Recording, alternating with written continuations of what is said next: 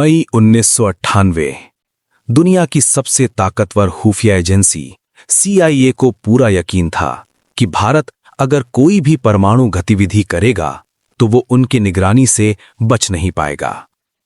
अमेरिकी सैटेलाइट्स लगातार भारत के संवेदनशील इलाकों को स्कैन कर रहे थे, खासकर राजस्थान के उस रेगिस्तान को जहां पहले भी इतिहास लिखा जा चुका था। लेकिन इस बार जो होने वाला था वो सिर्फ एक परीक्षण नहीं, बल्कि एक ऐसा गुप्त ऑपरेशन था जिसने पूरी दुनिया को चौंका दिया। राजस्थान के पोखरण टेस्ट रेंज में ऑपरेशन शक्ति की योजना बेहद सीमित लोगों के बीच बनाई गई। इस मिशन का मकसद साफ था, भारत को परमाणु शक्ति के रूप में स्थापित करना। लेकिन असली चुनौती ये नहीं थी कि परीक्षण कैसे किया जाए, बल्कि ये थी कि इसे दुनिया से कैसे छुपाया जाए, क्योंकि अगर जरा सी भी जानकारी बाहर जाती तो अंतर्राष्ट्रीय दबाव इस मिशन को रोक सकता था। 1974 में हुए स्माइलिंग बुद्धा न्यूक्लियर टेस्ट के बाद और उसके सहयोगी देशों ने भारत पर कड़ी निगरानी शुरू कर दी थी। हर गतिविधि पर नजर रखी जा रही थी। इसलिए 1998 में जब दोबारा परीक्षण की योजना बनी तो सबसे पहले यह तय किया गया कि इस बार किसी भी हालत में कोई संकेत बाहर नहीं जाना चाहिए। हर कदम को इस तरह प्लान किया गया कि वो सामान्य सैन्य गतिविधि जैसा लगे। प्रधानमंत्री अटल बिहारी वाजपेयी ने इस मिशन को हरी झंडी दी। उन्होंने एक छोटी भरोसेमंद टीम तैयार की जिसमें APJ अब्दुल कलाम और R चिदंबरम जैसे प्रमुख वैज्ञानिक शामिल थे।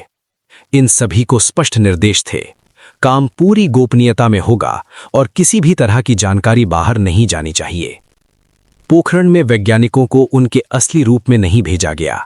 उन्हें सेना के जवानों या मजदूरों के रूप में तैनात किया गया ताकि किसी को शक ना हो। परमाणु उपकरणों को छोटे छोटे हिस्सों में तोड़कर अलग अलग ट्रकों के जरिए लाया गया। ये पूरा काम रात के समय किया गया, जब सैटेलाइट निगरानी अपेक्षाकृत कम प्रभावी होती थी। दिन के समय काम लगभग रोक दिया जाता था। खुदाई और सुरंग बनाने का काम भी सिर्फ रात में होता था। हर बार काम खत्म होने के बाद रेत को इस तरह समतल किया जाता था कि कोई भी निशान दिखाई ना दे। ट्रकों के टायर के निशान तक मिटा दिए जाते थे। ऊपर से देखने पर सब कुछ वैसा ही लगता था जैसा पहले था।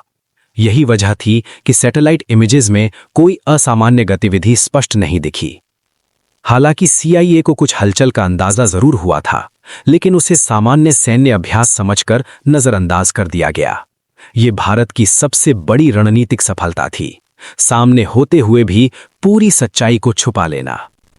11 मई 1998 को सुबह सब कुछ सामान्य दिखाई दे रहा था, लेकिन जमीन के नीचे पूरी तैयारी हो चुकी थी।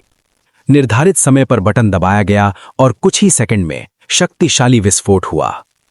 ये था पोखरण 2 न्यूक्लियर टेस्ट्स का पहला चरण, जिसमें 3 परमाणु परीक्षण किए गए। इस घटना ने पूरी दुनिया को चौंका दिया। अमेरिका और CIA दोनों के लिए ये एक बड़ा झटका था, क्योंकि उन्हें इस परीक्षण की कोई पूर्व जानकारी नहीं थी। उनकी निगरानी प्रणाली इस बार असफल साबित हुई। 13 मई 1998 को भारत ने 2 और परमाणु परीक्षण किए। इसके साथ ही ये स्पष्ट हो गया कि भारत अब पूर्ण रूप से परमाणु शक्ति संपन्न देश बन चुका है। ये सिर्फ एक वैज्ञानिक उपलब्धि नहीं थी, बल्कि एक रणनीतिक घोषणा थी। इस परीक्षण के बाद अमेरिका सहित कई देशों ने भारत पर आर्थिक प्रतिबंध लगाए, लेकिन भारत ने इसे अपनी राष्ट्रीय सुरक्षा और रणनीतिक स्वतंत्रता के लिए जरूरी कदम माना।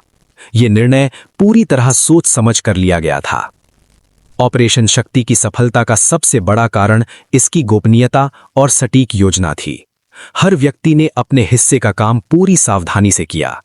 कोई जानकारी लीक नहीं हुई और मिशन अंत तक पूरी तरह छुपा रहा। CIA जैसी एजेंसी को इस तरह चकमा देना आसान नहीं था, लेकिन भारत ने यह कर दिखाया। ये घटना आज भी खुफिया और सैन्य रणनीति के अध्ययन में एक महत्वपूर्ण उदाहरण मानी जाती है।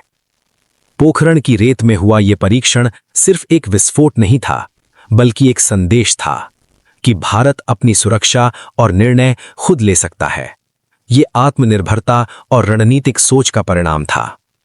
उस दिन यह साबित हो गया कि तकनीक जितनी भी उन्नत क्यों ना हो, सही योजना, अनुशासन और गोपनीयता के सामने वो भी असफल हो सकती है। और यही वजह है कि 1998 का ये मिशन आज भी इतिहास में एक अनोखी मिसाल के रूप में दर्ज है।